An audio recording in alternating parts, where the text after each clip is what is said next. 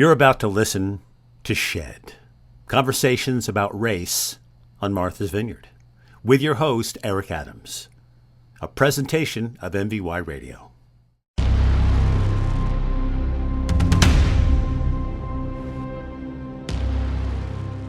Bliss Broyard is a freelance journalist and lifelong seasonal resident of Martha's Vineyard and the author of the bestselling memoir, One Drop, My Father's Hidden Life, a story of race and family secrets, and the short story collection titled My Father Dancing. Her journalism focuses on issues of economic and racial justice and has appeared in New York Magazine, The New York Times, The Guardian, and many other publications. She is currently working on a book combining memoir and reporting on the topic of integration, and in this episode, she shares with us the state of integration and segregation in 2025 America. What she is finding out might surprise you.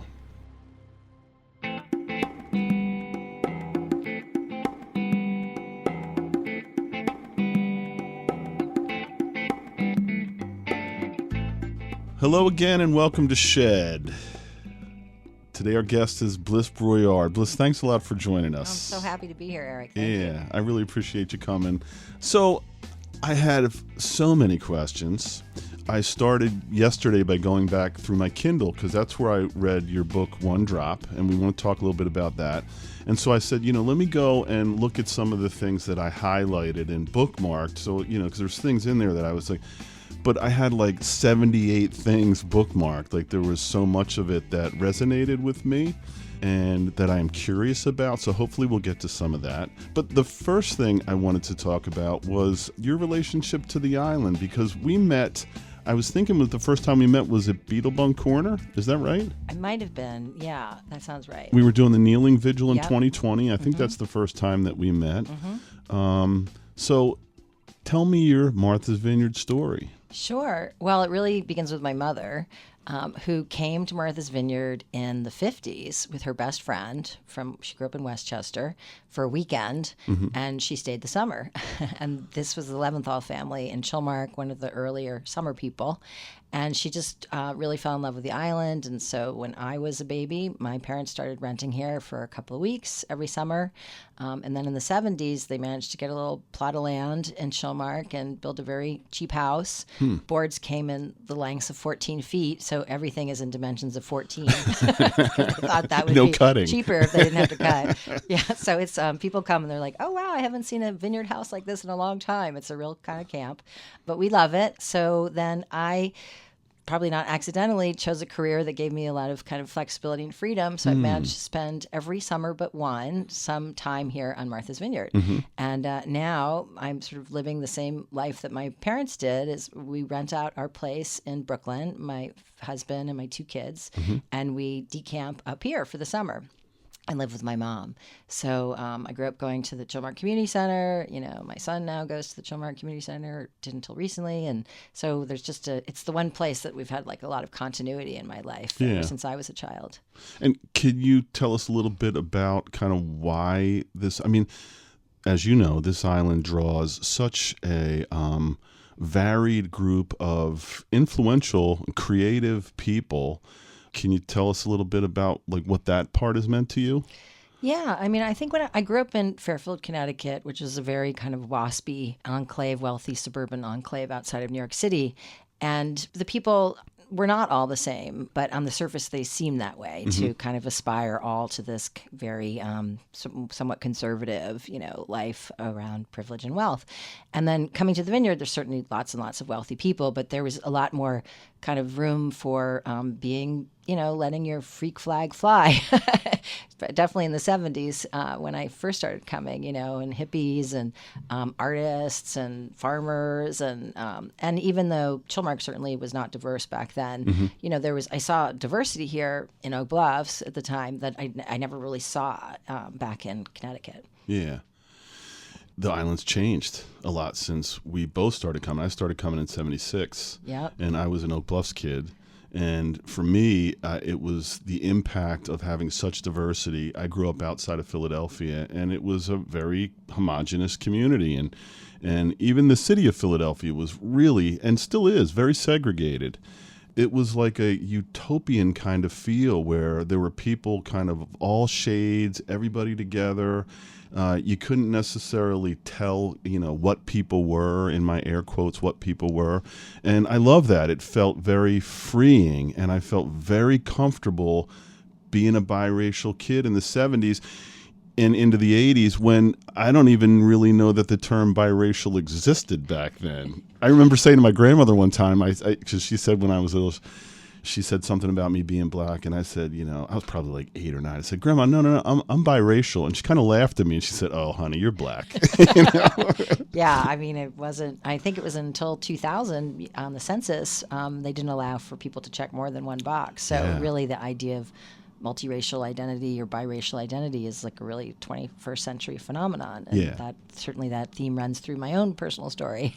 Yeah, and can you tell us about that? Sure. My dad was a Creole from New Orleans. He was very light-skinned, but both of his parents were black, and his grandparents and great-grandparents, back multiple generations, part of this Creole of color community. That was kind of like a third caste in a way in New Orleans, between the Americans and the French and Spanish, and between enslaved people. So he grew up in Bedford-Stuyvesant, Brooklyn. His parents migrated there when he was 6, part of the Great Migration. And both of his parents, though, still had to pass for white up in the north, which, I think they weren't necessarily expecting. My grandfather worked as a carpenter, and you couldn't be black in the Carpenters Union until the 1960s in New York City. And my grandmother had to pass as white to get work as a domestic, or as she worked in a laundromat, ironing clothes. So, he saw that as a way to kind of get access to more opportunity. And so when he started college, Brooklyn College in 1937, he just started letting people think he was white and never really looked back. And so he, as many, many people passed, for work, but he passed more all the way, as they say, and eventually married my mother, who was Norwegian descended, and moved out to Connecticut to, I didn't know anyone black growing up. It was, I think it was like 4% black or something, Fairfield, Connecticut. And we were just white out there in Connecticut. And I never knew my grandmother and my aunt, both of whom could also pass, came to visit once when I was 7, and that was it. And then I met my other aunt and my cousin at my father's memorial service when he died when I was 24. And so this was really the basis of your book, One Drop. Yes, because right before my father passed away, actually we were here on Martha's Vineyard during the road race, which was the time that we all came, even when my brother and I had jobs. My mom said, there's something that you need to know about your father. He has something to tell you. And my dad was quite sick at this time, and he couldn't kind of muster the right words and the strength to reveal this secret. And then unfortunately, he had kind of emergency surgery a couple weeks later, and he was never able to tell us himself. And then he was no longer really lucid, and then died a month after this emergency surgery. So my mom took it upon herself to, tell us before my father died, your father's part black, is the way she put it. He's been passing for white, and that's why you've never known his family. And so it definitely explained a lot of kind of secrecy around my father, but also raised a huge amount of questions. Like, why did he make that decision? What did it mean for him? What does it mean for me? Yeah. And then also more fundamentally, like, how have the ideas of whiteness and blackness come to be in the United States? And, I learned a history. I spent 15 years meeting the family and learning the history that had been kind of kept from me. And it changed my perspective profoundly. And in what ways? Well, I think I had, I'd certainly learned about civil rights and, slavery and segregation and emancipation in 11th grade history class, but it was treated as sort of road bumps on the way to like freedom and liberty, and it was something that had been happened in the past, and there wasn't a kind of ongoing legacy of these issues today. So I think that one of the big things is looking at history, not from a European point of view, but from a point of view of people that were colonized or people that were enslaved or people that were segregated, completely changed my perspective on this country. And, you can't help but look at that history and it's like, wow, man, like black people have been super fucked over. I don't know if I can say that. You can. Please do. Yes. Like it was very profound that, and I hope that other students learn that now today, although of course this is what the Trump administration is trying to suppress. Mm-hmm. I think if you're a feeling moral person and you learn about the sort of injustice and injury that runs through our history, I think you feel a responsibility to do something about it. Mm-hmm. It's it weighs on one's soul to participate in a system that you see is like terribly unjust. Mm-hmm. One of the quotes in your book, which I underlined, highlighted, was perhaps if people acknowledge their racist thoughts, and I put in parentheses feelings, because I sometimes think that racism is more based in feeling than thought. Racism doesn't really hold up to critical thinking in some ways. Right. Perhaps if people acknowledge their racist thoughts, then they could move on to address them. What do you think? Are we addressing them? Are people addressing them? I live in Brooklyn, and it's a sort of area where there's just a concentration of like progressive liberals. It's more and more white, even though the area that I live in had been majority black. And I think people are very afraid, even in this progressive environment, of admitting to their racist feelings or thoughts. And I think you're absolutely right. It's on a much more of a feeling basis of I think probably some kind of worries about their own belonging in this world. And I mean, I think Toni Morrison talks about that the threat of difference and foreignness is often rooted in one's own feelings of kind of a slipping away or fading of their own belonging. And I think that that's an attitude that, the Trump administration and the far right are really capitalizing on. And they're nurturing these ideas of white grievance and, who really belongs in this country. Yeah. So I think that people are really, it's like to be racist is to be a terrible person, and it's also to be it's so uncool and uncreative and such a lack of imagination to have racist thoughts and feelings. But it's the water that we all swam in, and I think it's impossible to avoid having absorbed like these entrenched hierarchies that we grew up in and we're surrounded by, and that are reaffirmed in so many ways in the media and kind of the stereotypes that people encounter being projected. I think there's this image that's projected, like people need to confess and repeat this orthodoxy, and to me it's like I think it's just more maybe being in situations, that's why I'm writing now a book about integration. Like, it doesn't necessarily have to be something that's articulated necessarily, but just experienced. Like, I think if you get out of your own silo of, privilege, whiteness, people like yourselves, and you start interacting and you are able to have your biases and stereotypes, checked, sort of inverted, I think that that's probably more effective than confessing your racism. And certainly in my experience, no people of color want to sit around and hear, white or privileged people kind of confess to their racist thoughts and feelings. I have no interest in that. Yes. And I think the right pushes back to, well, we don't want to, make our kids feel guilty. I remember hearing of this a lot. We don't want to teach them a history that's going to make people feel guilty.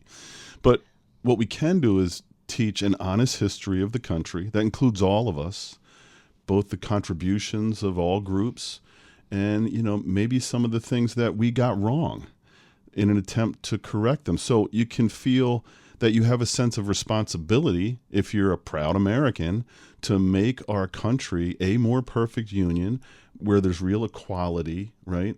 Where there's real equal opportunity and equal access to resources, that's an okay thing. But there's such pushback because nobody wants to admit they're racist.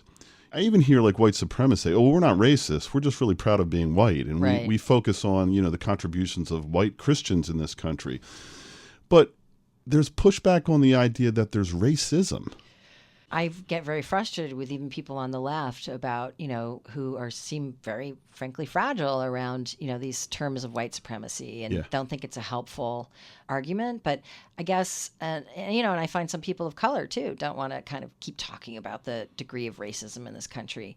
We all have to work with the same set of facts, and we have never really told the narrative of our country accurately. I remember when there was the Eric Garner decision. Yeah. So Eric Garner, for people that may not remember, had been choked. He'd been, arrested for selling Lucy cigarettes in Staten Island, and he had been choked by a police officer and killed. And he had by a number of police officers, yeah, and right. there was video of the whole thing. And he kept saying over and over again, I can't breathe, which became a kind of mantra. So my daughter was in third grade at the time, and the eighth graders in the school were reading about social justice. And so they started talking about things that were happening in the news.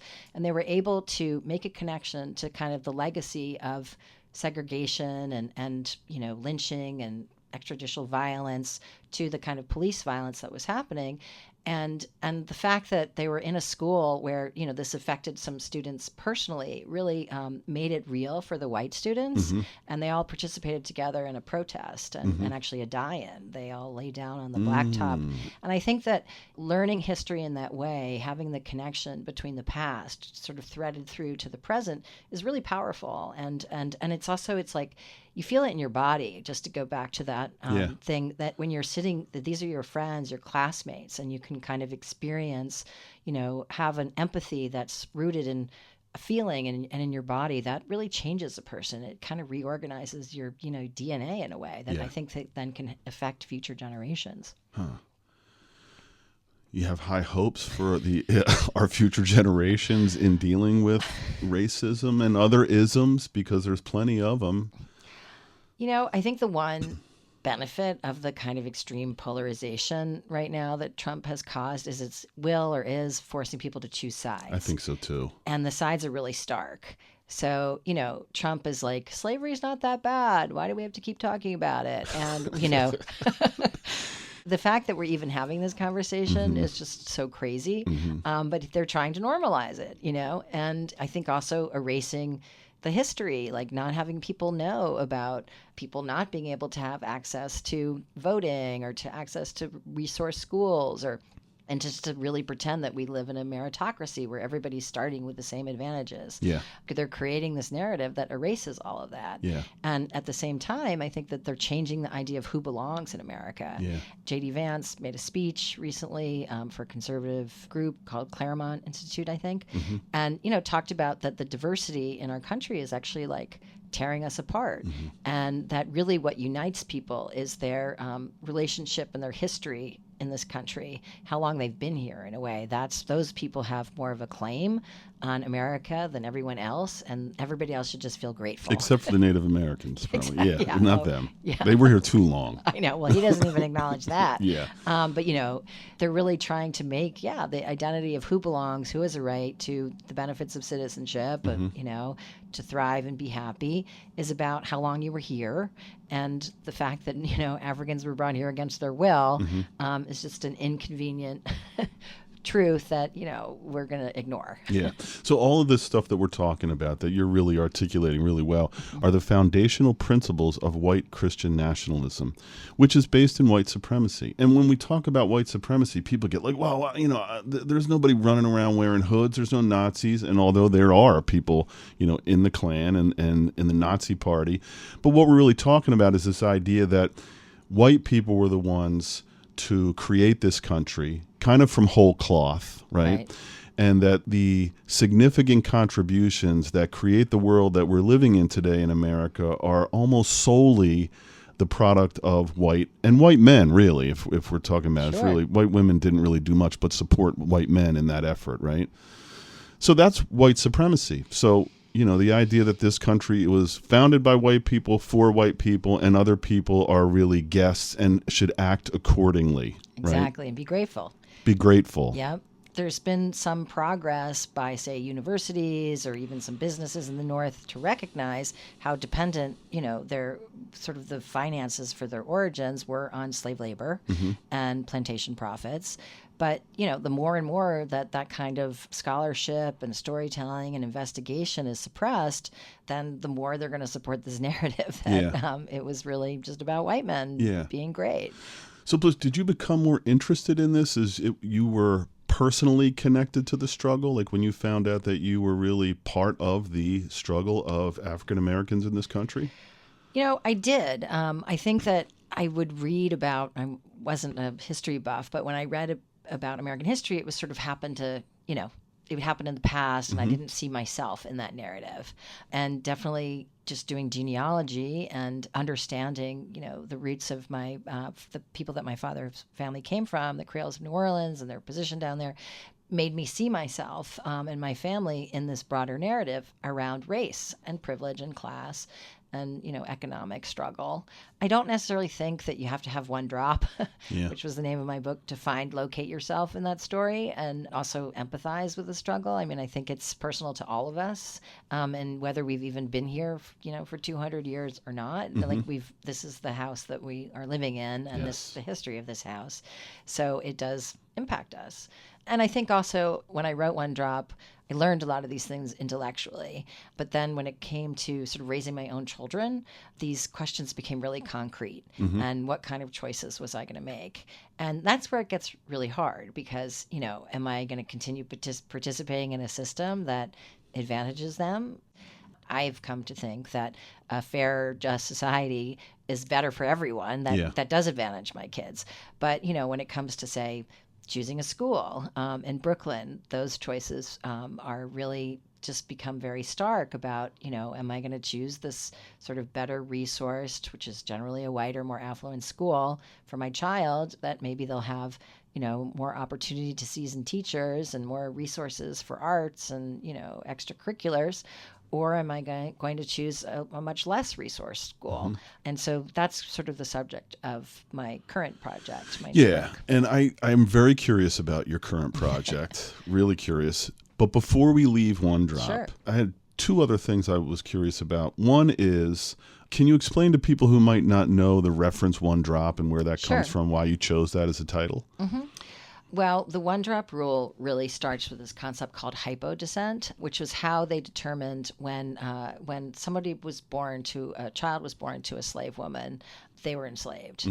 So it didn't matter if that person, the father was white or maybe the slave woman was mixed. Is that and then it came to mean the one drop came to mean that anyone with any traceable amount of African ancestry, just even one drop, was considered black. And so these were laws that were put on the books in southern states, really around marriage laws. They were rooted in anti-miscegenation laws, meaning black and white people couldn't marry.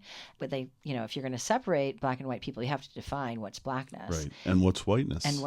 Exactly. And so what was very kind of ironic and as I found in Louisiana. So in Louisiana, they sort of didn't put a law on the books for many years because there had been so much mixing that really if you dug into a lot of even the prominent, white, quote unquote, families, French named families, you were going to find some black ancestry. They had a few drops in there. Yeah, exactly. But then the case that was that made it any traceable ancestor, one drop in the state of Louisiana was actually my father's second cousin that went up to the Louisiana Supreme Court. Wow. And her name was Verna Casagna.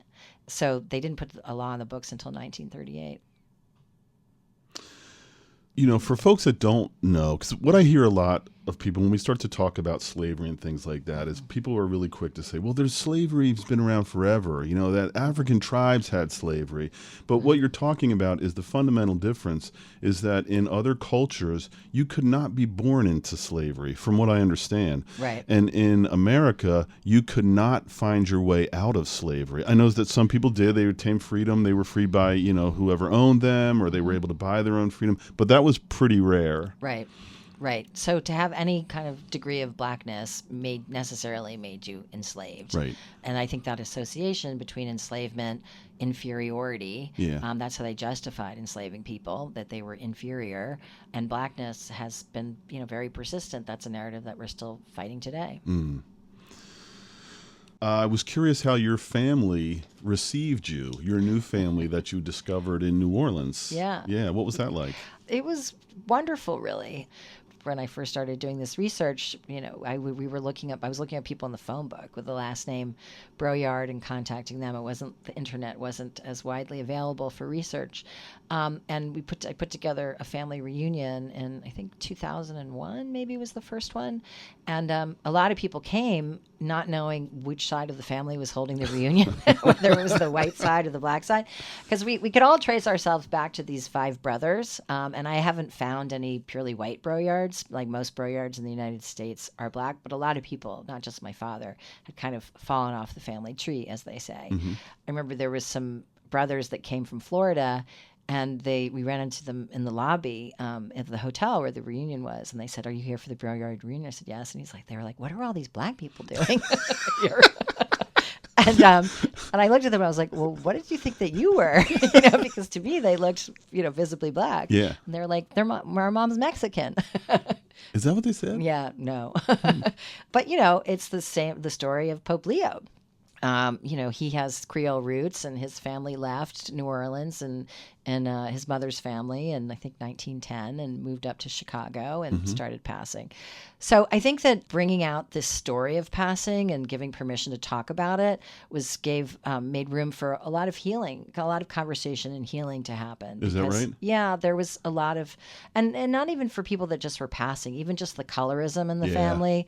Creoles really had maintained the color line in a very strong way of, you can't be too dark, and there's the whole paper bag test. And so it made room for a lot of, conversations that were pretty healing in that way. For my more immediate family, my cousin, I think it was just very painful. He grew up wanting to know his Uncle Bud, as they referred to my dad, and being told, well, we can't see him. He doesn't want to know us because we're black. And that was obviously a hugely painful thing my aunt to have to tell my cousin, and for him to have to hear. So I think we were never really able to kind of get over that hurt and establish a relationship ourselves. Was it painful for you too, to know that you were disconnected from this part of yourself? Oh yeah, it was hugely painful. And I feel like I really missed out. I mean, I understand now, being a parent, kind of partly where my father was coming from, of wanting to give his kids, the best opportunity in life. And growing up in Depression-era Bed-Stuy, that was not being black. Even though both of his sisters really proved that wrong. They had very successful, happy, thriving lives as living as black. But that was not the message that he got, when he was growing up. And so I do understand that impulse. But, I don't think, growing up in whiteness, and that wasn't the best thing for me either. I never really felt like I fit in. I sort of just sensed some kind of oppressive adherence to, or desire, kind of ambition for striving for this ideal that always seemed to me kind of hollow. It's a lot about, capitalism and money and attainment. And so that never really felt, I never could find my place there. Yeah. Yeah. So, and I feel, I didn't get to know my grandmother. I only met her once. I know it caused her a huge amount of pain. And just that my dad would make that choice to sort of reject his family to pursue his own ambitions is painful, because I loved and admired my father, and it made me look at him differently. I had someone when I was young tell me, it's not about your color, it's about your culture.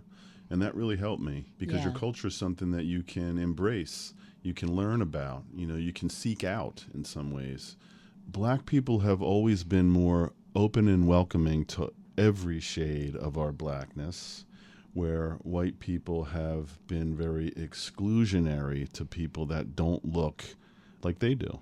Totally. I mean, I've been so welcome into black spaces. And, I think I get maybe a little bit of a pass because of my one drop, but I think it's also people recognize my kind of earnestness about wanting to understand, wanting to learn. And so I don't expect anyone to teach me. It's not their responsibility. But I think when people sense an openness and they feel a kind of safety with me, because I'm not going to adjudicate, whether there's been we have still an ongoing legacy from slavery and segregation with them. I get it.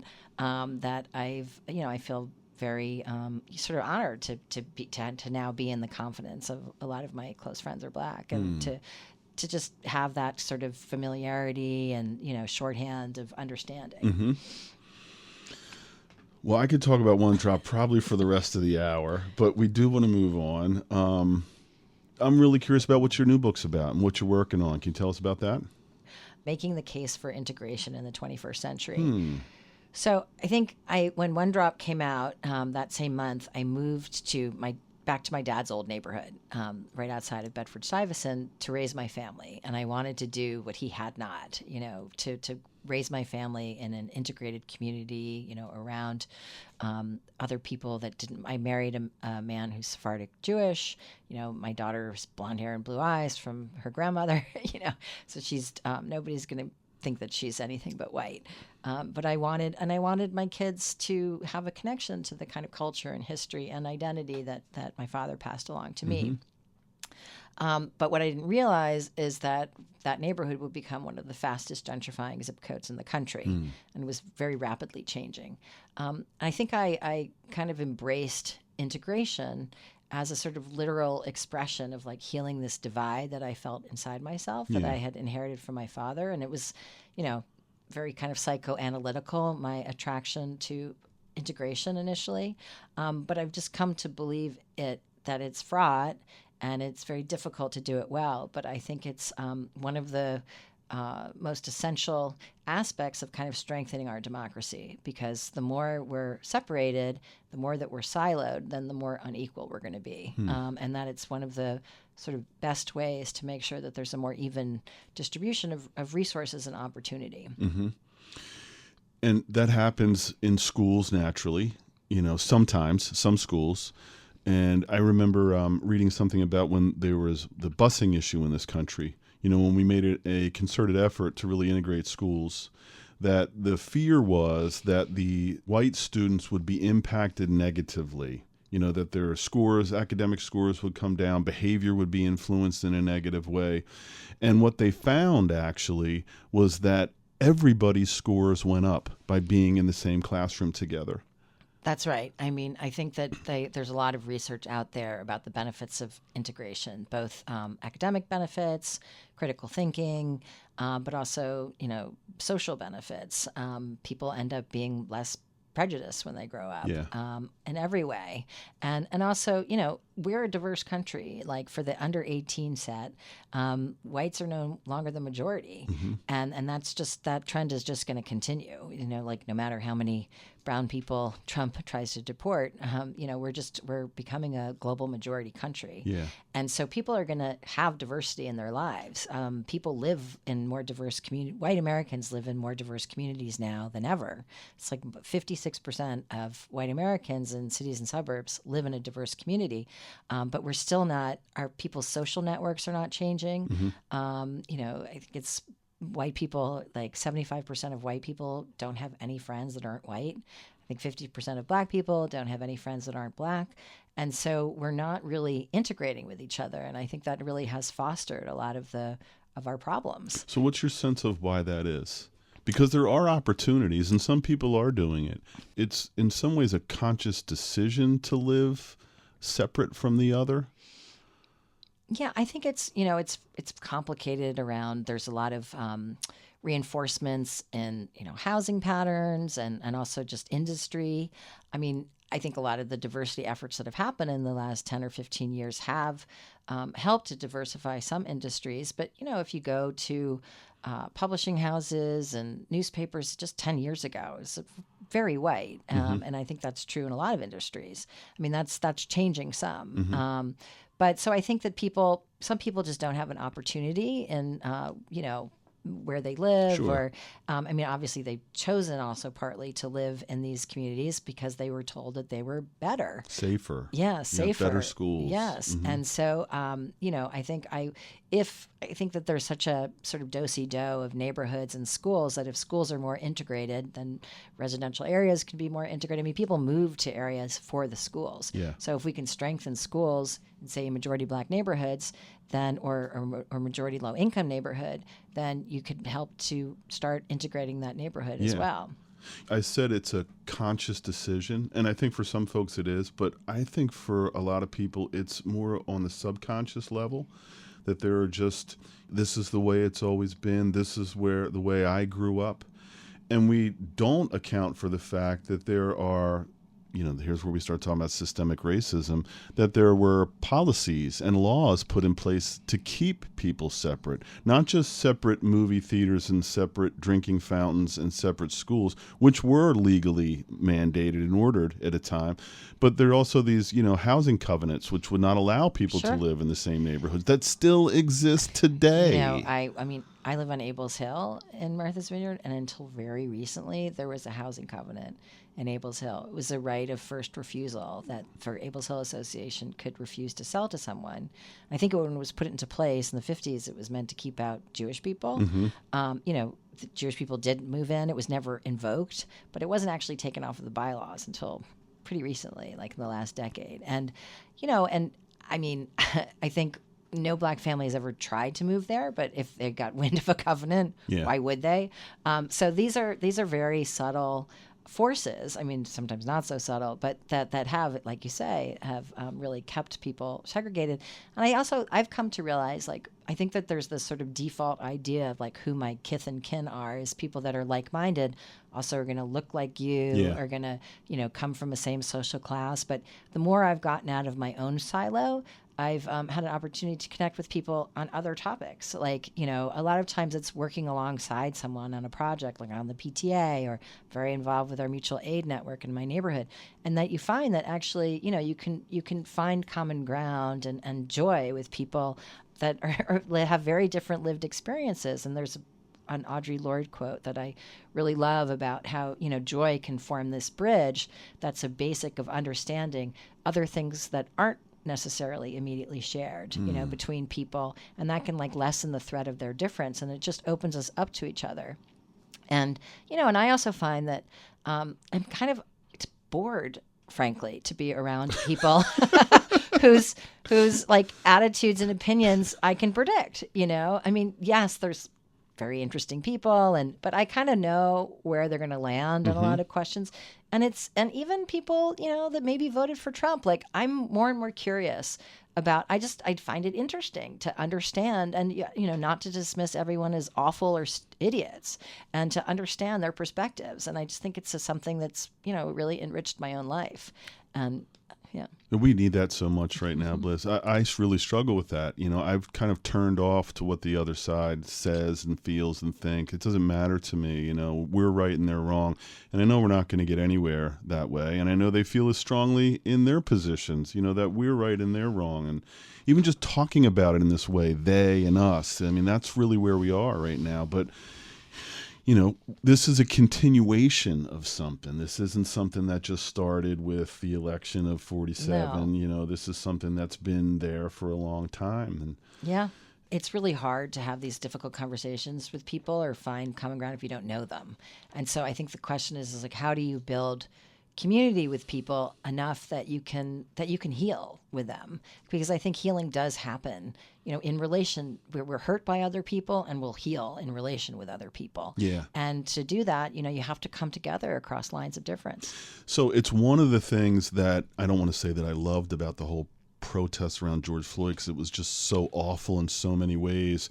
But it seemed like there was some sort of a racial reckoning happening. I noticed that white people were becoming more aware of systemic racism and white privilege. And I can't tell you how many people that told me, I didn't realize, that police were getting away with murdering black people, and that it happened so much. I saw it a couple of times on the news, but I didn't know that there was this whole history of that. And then, this backlash, it feels like a backlash that we're facing now is, I think, in direct, relation to, I think it's in direct relation to the election of President Obama, but also more recently, what happened during the protests around George Floyd and Breonna Taylor.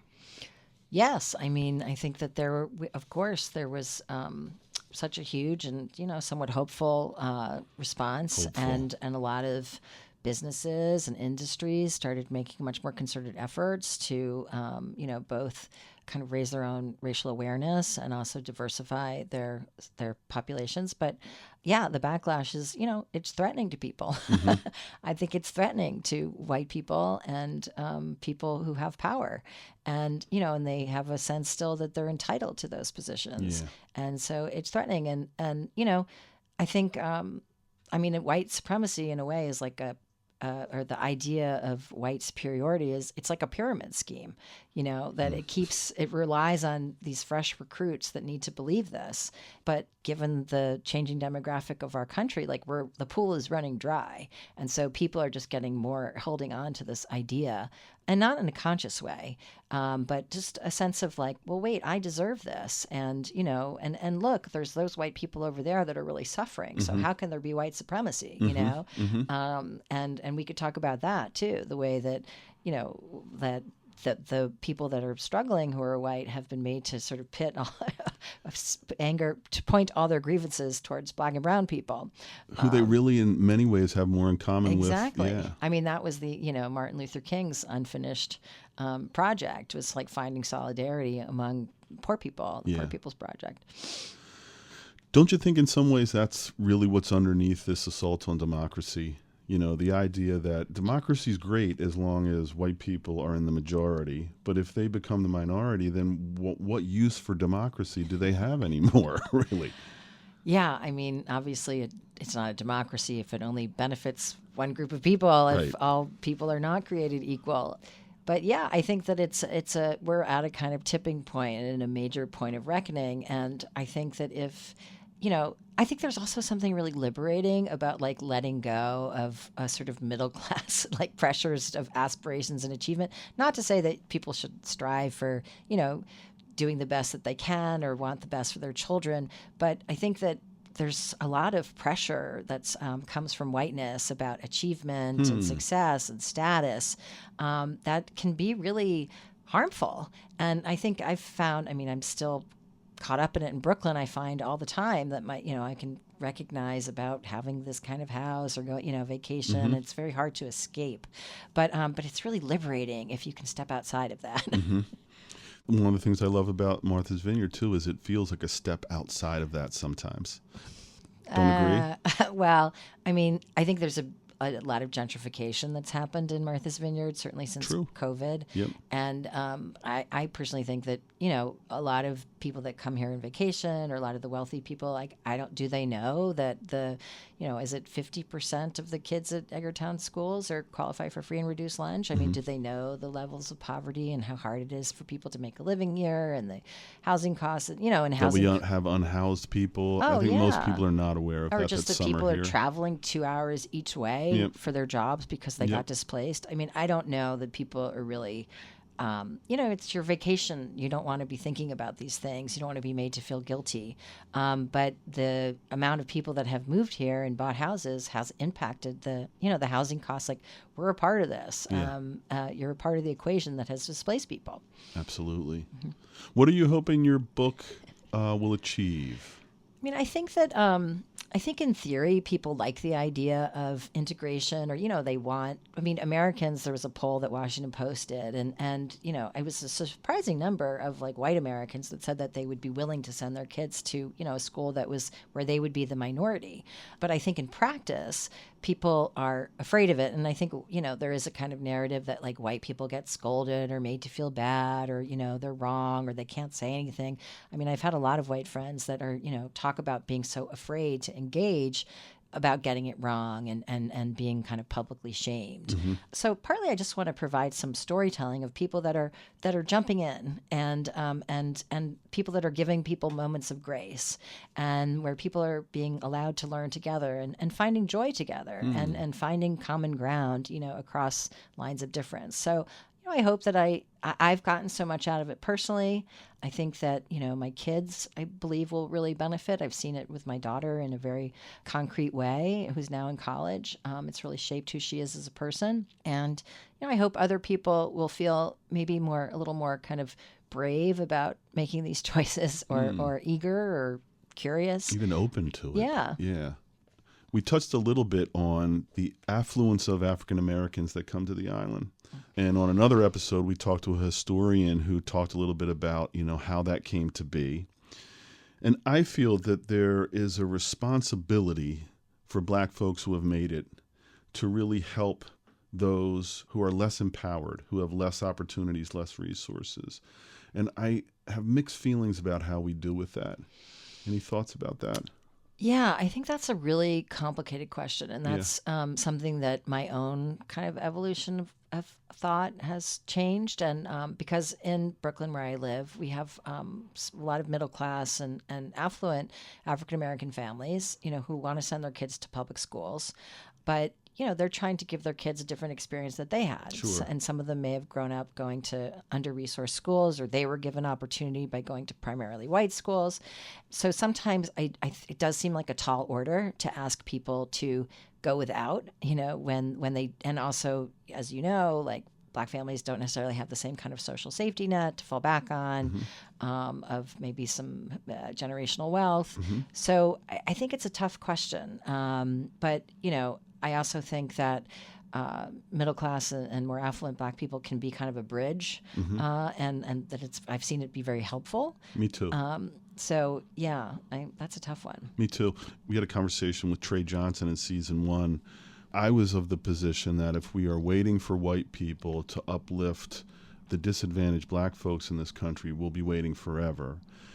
And his position was, well, white people created the system that is keeping people down so that they have a responsibility to help deconstruct that system. And that rang really true for me. Bliss, I had one question. I know we were talking a little bit about kind of the current administration and their intention to whitewash history. How do you understand why that's happening and how it's happening? Because there is some evidence that's really very obvious to me, where they're going into museums and they want to curate the museums and change what's happening. But there's other things that are a little more subtle. How do you understand what's happening? The political climate related to race.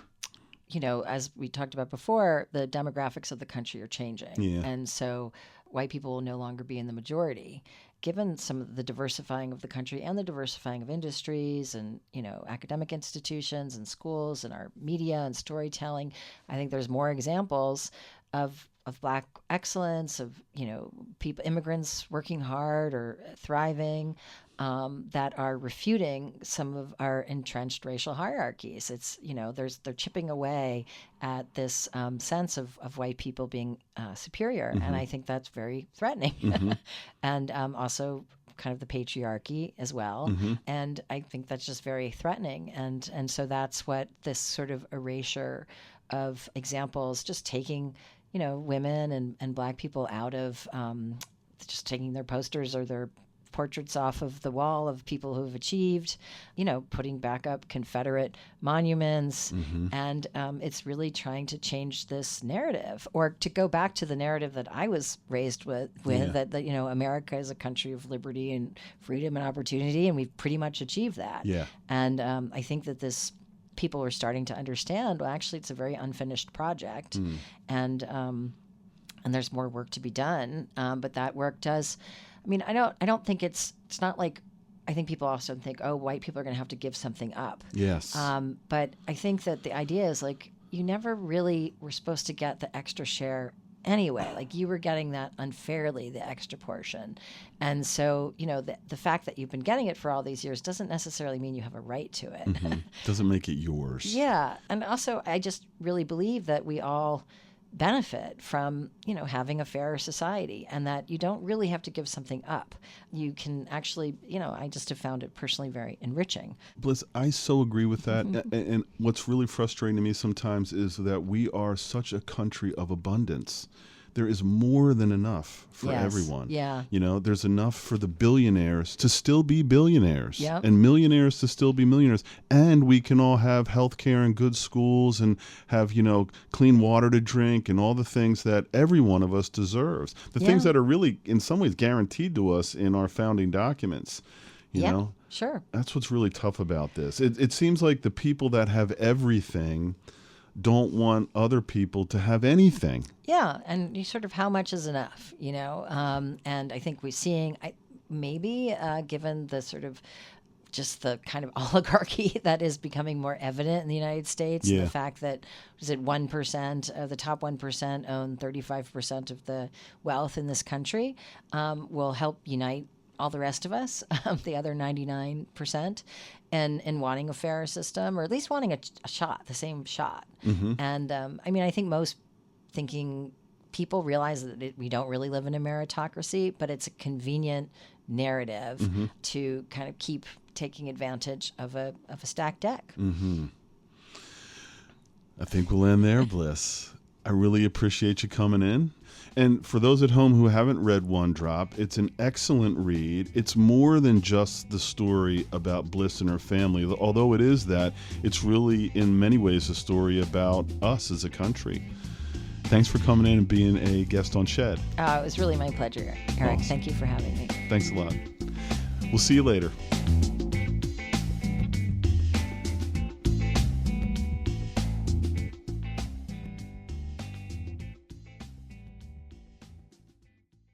You've been listening to Shed, conversations about race on Martha's Vineyard, with your host, Eric Adams. A presentation of MVY Radio.